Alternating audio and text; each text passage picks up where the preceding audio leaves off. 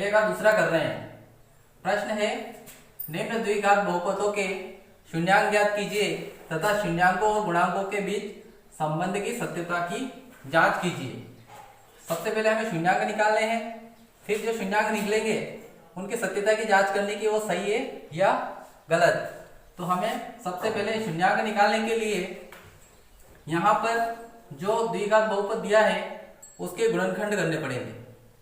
तो हम इसके गुणनखंड करने के लिए सबसे पहले देखते हैं कि s की घात 2 के आगे क्या है, 4 है और आखिरी में है 1। इन दोनों का मल्टीप्लाई करके देखना है कि कितना आता है। तो इन दोनों का मल्टीप्लाई किया तो 4 एकम 4।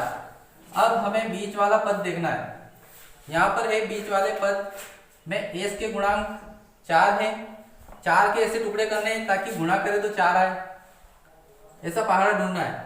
तो यहाँ पर हम देखते हैं 2 गुणित 2, 2 में 2 का गुणा करते हैं तो 4 आता है और इनको जोड़ने या घटाने पर भी ये बीच वाली संख्या आना चाहिए। गुणा करने पर 4 एकम 4 ये वाला आना चाहिए और जोड़ने और घटाने पर बीच वाला पद आना चाहिए। तो हम 2 और 2 को जोड़ते हैं तो भी 4 आता है। तो हम इसको लिखेंगे, पहले वाले पद को हम ऐसा कैसे लिख लेंगे, 4s की घात 2 और आखिरी वाले पद को भी ऐसे लिखेंगे। हमें चेंज केवल बीच वाले पद में कर रहे हैं।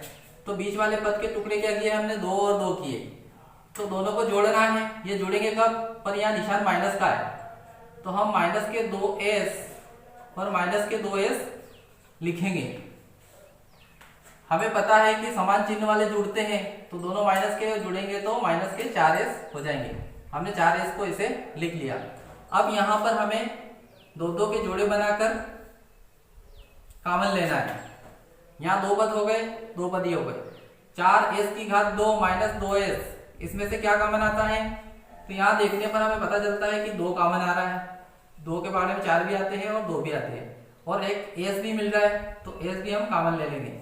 और कोष्टक के अंदर 2 कॉमन लिए तो 4 के बारे में 2 के बारे में 4 2 बार में आए और s कॉमन लिया तो एक s बच गया। बीच में माइनस रहेगा, ये 2s पूरा कॉमन आ गया तो 1 बचेगा। अब यहाँ से हमें ये देखना है कि इसमें क्या कॉमन आ रहा है। इसमें कोई भी चीज ऐसी नहीं मिल रही जो कॉमन आ जाए तो हम वहां से 1 कॉमन लेंगे। पर एक कौन सा, जो पहले कोष्टक बना है सेम कोष्टक हमें पीछे भी बनाना है। तो वो बनाने के लिए यहाँ माइनस आ रहा है तो हम माइनस का 1 कॉमन लेंगे, क्योंकि ये आगे वाली संख्या धनात्मक है तो ये भी धनात्मक रहनी चाहिए और पीछे वाली ऋणात्मक थी तो ये भी ऋणात्मक होनी चाहिए। तो ये हम -1 कॉमन लेंगे तो अंदर वाले के चिन्ह बदल जाएंगे। तो ये 2s हो गया और ये माइनस का 1 हो गया। अब यहाँ पर हमें वापिस इस माइनस के इधर भी एक पद मिला और माइनस के इधर भी एक पद। तो हम देखते हैं इन दोनों में कौन सी चीज कॉमन आ रही है। ये वाला कोष्टक पूरा एक जैसा हमें दिख रहा है। 2s - 1, 2s - 1 सेम मिल रहा है, इसलिए हमने इसको एक बार लिखा। इस कोष्टक के बाहर जो भी संख्या होगी उसे हम अगले कोष्टक में लिख लेंगे। तो 2s और इस कोष्टक के बाहर -1 ये। अब हमने द्विघात बहुपद के शून्यांक ज्ञात करना है तो सबसे पहले इसके गुणनखंड करने थे तो गुणनखंड हमने कर लिए।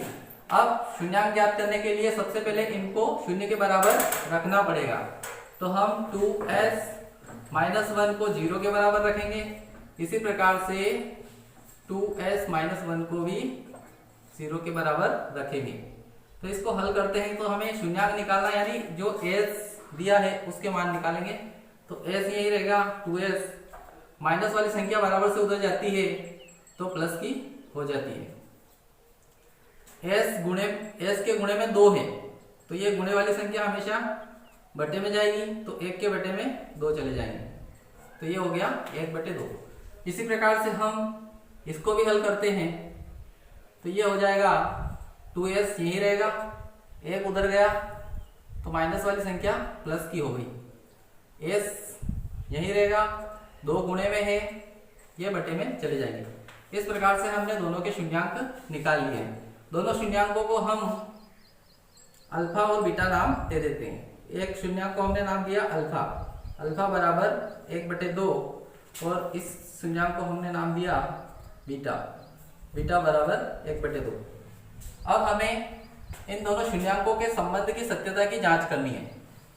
दोनों शून्यांक के संबंध की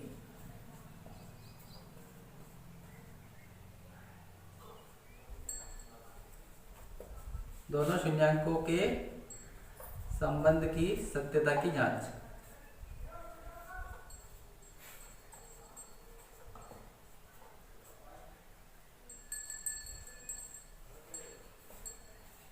जांच करेंगे तो दोनों के संबंध की सत्यता की जांच करते हैं। तो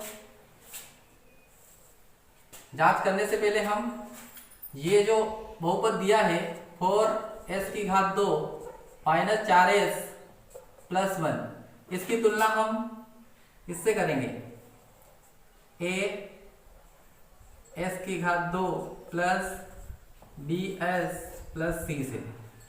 तो यहां पर देखते हैं कि a के बराबर s⁻² यहाँ पर भी है, यहाँ पर भी s⁻² के गुणे में a है और s⁻² के गुणे में 4 है। तो यहाँ तुलना करने पर a के बराबर आ जाएगा 4। इसी प्रकार से यहाँ b के बराबर आ जाएगा -4 और c के बराबर हो जाएगा 1। अब शून्यांकों का योगफल।